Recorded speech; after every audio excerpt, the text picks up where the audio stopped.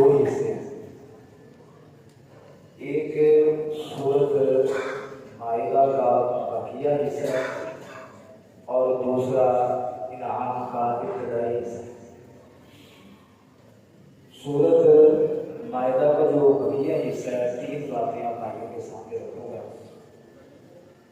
ایک تو حبشہ کے جو نصارہ ہیں ان کی تاریخ اور حلال و حرام کے چند مسائل، اور اسی طرح سیدنا عیسیٰ علیہ السلام کا تذکرہ۔ حبشہ کے جو نصارہ تھے، جب ان کے سامنے قرآن کی تلاوت کی جاتی تھی تو ان کی آنکھوں سے آنسو بہہ پڑتے تھے۔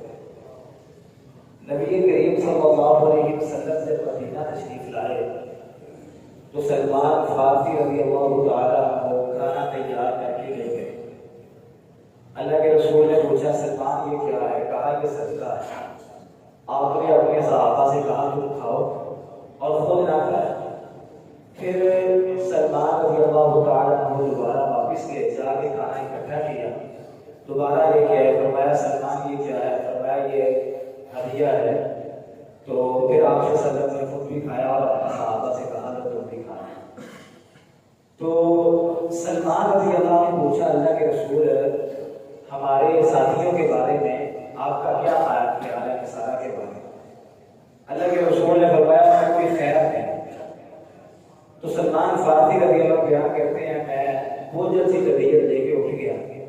تو پھر اللہ تعالیٰ نے یہ آیت نازل فرمائی، جب گئے تو رسول اللہ نے کہا جاؤ اپنے بھائی کو بلاؤ، کہا اور جب وہ سنتے ہیں جو نازل کیا گیا ہے اس رسول کی طرف تو آپ دیکھتے ہیں ان کی آنکھوں میں آنسو بہہ پڑتے ہیں، کیونکہ انہوں نے حق کو پہچان لیا اور وہ کہتے ہیں ہمارے رب ہم ایمان لائے، چنانچہ تو ہمیں شہادت دینے والوں کے ساتھ نہیں ہے۔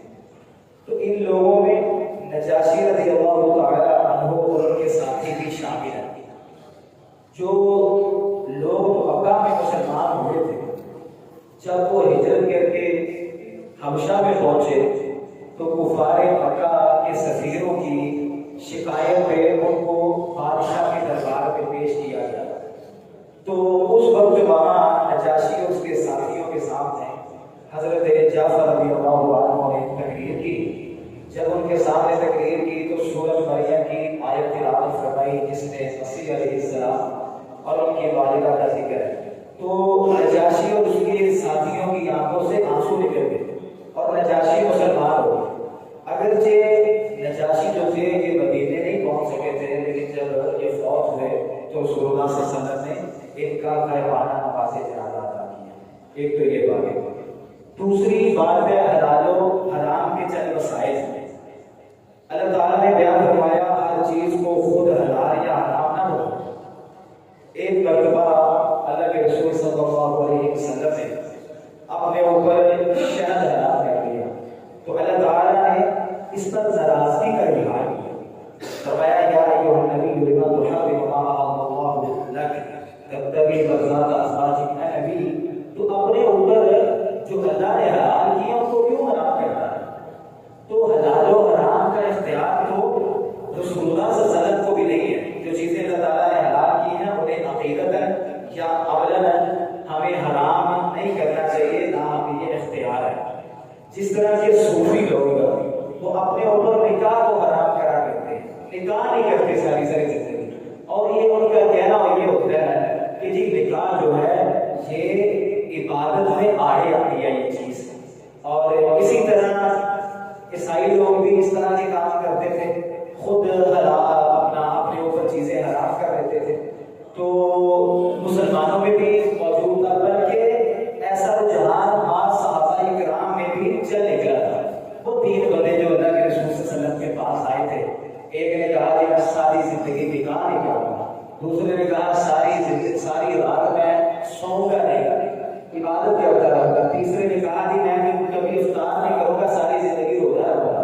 تو اللہ کے رسول صلی اللہ علیہ وسلم نے انہیں بلایا اور کہا میں تم سے زیادہ اللہ سے ڈرتا ہوں، تو میں روزہ بھی رکھتا ہوں، افطار بھی کرتا ہوں، میں نکاح بھی کرتا ہوں، اور میں رات کو سوتا بھی ہوں، قیام بھی کرتا ہوں۔ تو یہ خود کو کسی چیز کو اپنے اوپر کسی حلال چیز کو حرام کر رہے یہ دین اسلام نہیں ہے، اسلام ان چیزوں سے منع کرتا ہے. ایک یہ بات ہے. اسی طرح بہت بھائیوں آگے اللہ تعالیٰ نے قسم کا ذکر کیا ہے. ایک ہے کہ جو بندہ جس کو عادت ہے بات بات پہ قسم کھا لیتا ہے، اللہ کی قسم ایسے، اللہ کی قسم ایسے، ٹھیک ہے، اس کو قسم لغو کہتے ہیں، اس کا کوئی کفارہ نہیں ہے.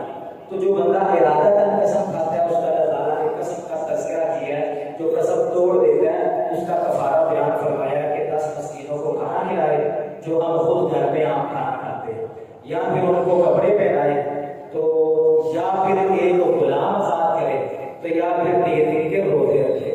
یہ آگے چل کے مزید اللہ تعالیٰ نے شراب کے بارے میں، جوئے کے بارے میں اور شرک کے لیے نصب کردہ چیزیں جو ہیں اور فال کے جو تیر ہیں، یہ اللہ نے بیان فرمایا یہ سارے کے سارے گندے اعمال ہیں، یہ شیطان کی عمل ہے. تو اگر تم فلاح پانا چاہتے ہو تو ان سے بچ جاؤ، شراب سے بچ جاؤ، جوئے سے بچ جاؤ، اور اسی طرح فال کے تیروں سے بچ جاؤ. اس بات کا اللہ نے تذکرہ کیا. آگے جا کے پھر اللہ تعالیٰ نے یہ بات بیان فرمائی ہے کہ حالت احرام میں محرم جو ہے، جس نے احرام پہنا ہوا ہے، وہ سمندر کا تری کا شکار تو کر سکتا ہے، کھا سکتا ہے، مگر خشکی کا شکار نہیں کر سکتا. اس بات کا اللہ نے ذکر کیا ہے. پھر اس کے بعد یہ بیان فرمایا جو انسان بیت اللہ میں داخل ہو جائے گا، حرم میں داخل ہو جائے گا، وہ امن پا جائے گا. اس بات کا اللہ نے تذکرہ کیا ہے. پھر مشرکین نے 4 قسم کے جانور مشرکینوں نے اپنے اوپر حرام کر لیے. اللہ نے 4 جانوروں کا ذکر کیا ہے.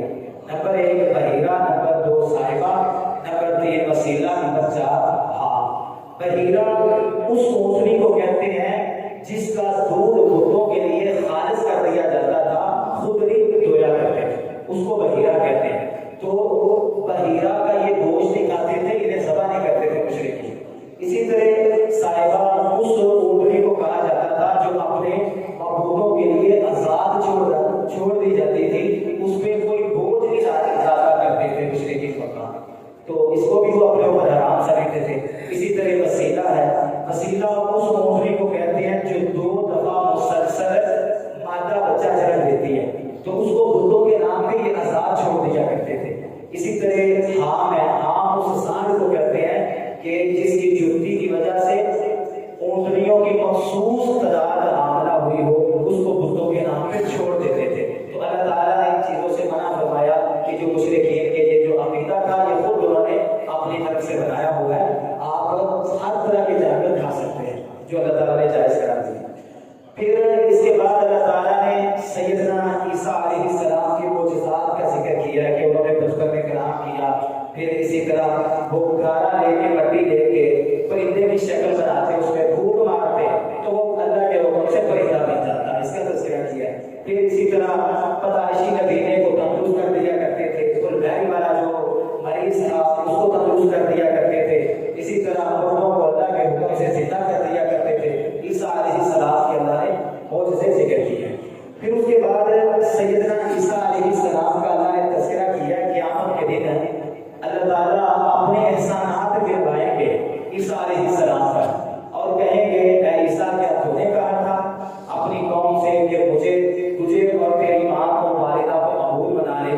تو آگے سے عیسیٰ علیہ السلام جواب دیں گے اللہ تو پاک ہے، میں نے تو صرف تیری عبادت کا کہا تھا، میرے لیے جائز ہی نہیں ہے، میرے لیے لائق ہی نہیں ہے میں وہ بات کہوں جس کا مجھے حق ہے.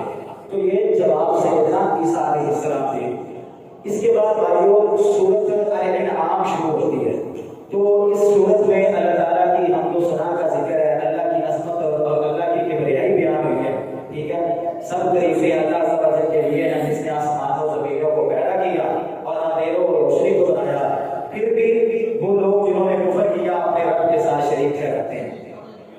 تو اس کے بعد اللہ تعالیٰ نے چند توحید کی باتوں کا تذکرہ کیا ہے، اور میں سے ایک یہ ہے کہ نبی ان مشرکین سے کہہ دیں کہ اگر جب تم پہ عذاب آئے کیا تم تب بھی عذاب کی حالت میں بغیر اللہ کو پکارو گے؟ آگے سے جواب دیں گے بالکل نہیں، عذاب کی حالت میں تو اللہ تعالیٰ کو غیر اللہ کو نہیں پکاریں گے. تو پھر فرمایا جب عذاب کی حالت میں غیر اللہ کو نہیں اپنا غیر اللہ کو نہیں پکاریں گے، اللہ کو پکاریں گے، تو پھر عام حالات میں اللہ کو کیوں نہیں پکارتے؟ عام حالات میں بھی اللہ کو پکارنا چاہیے. پھر ابراہیم علیہ السلام کے متعلق ان کے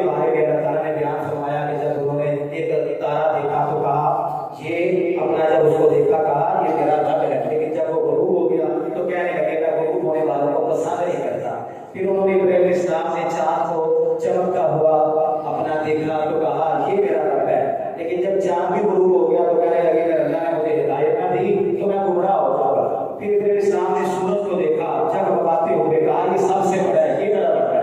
دیکھا جب سورج بھی غروب ہو گیا تو سیدنا پھر ابراہیم علیہ السلام نے کہا اے میری قوم، یقیناً میں بیزار ہوں ان سے جنہیں تم اللہ کا شریک ٹھہراتے ہو۔ تو پھر اس کے بعد اللہ تعالیٰ نے 18 پیغمبروں کا ذکر کر کے یہ بات بیان فرمائی کہ اگر یہ پیغمبروں کی جماعت بھی اللہ کے ساتھ شرک کرتی تو اللہ تعالیٰ ان کے اعمال کو بھی تباہ و برباد کر دیتا۔ پھر اللہ تعالیٰ نے ایک بڑی ہی پیاری بات کہی، الذین آمنوا ولم یلبسوا ایمانهم بظلم اولئک لهم الامن وهم مہتدون۔ جو لوگ ایمان لاتے ہیں، ایمان لانے کے بعد پھر وہ شرک نہیں کرتے تو اللہ تعالیٰ انہیں امن بھی عطا کر دیتا ہے۔ تو یہاں سے مفسرین نے یہ بات نقل کی ہے، لکھی ہے، کہتے ہیں کہ جو معاشرہ، جو قوم جہاں توحید ہوتی ہے، توحید والا نظام ہوتا ہے، تو اللہ تعالیٰ اس معاشرے پہ امن کا جو ہے وہ نزول فرما دیتے ہیں۔ اس کا اللہ تعالیٰ نے تذکرہ کیا۔ پھر اللہ تعالیٰ نے مشرکین کے متعلق بیان فرمایا کہ قیامت کے دن یہ مطالبہ کریں گے کہ کاش انہیں دنیا میں لٹا دیا جائے اور کہیں گے کہ جا کے ہم اللہ کی آیات کو نہیں جھٹلائیں گے اور ایمان والے بن جائیں گے۔ پھر اللہ نے اس بات کا تذکرہ کیا یہ دنیا کی زندگی کھیل تماشا ہے، یہ ہمیں بڑی اچھی جو لگتی ہے، بڑی حسین لگتی ہے، یہ ایک کھیل تماشا ہے، دھوکہ ہے، ٹھیک ہے۔ اصل زندگی تو آخرت کی زندگی ہے۔ یہ چند گزارشات تھی۔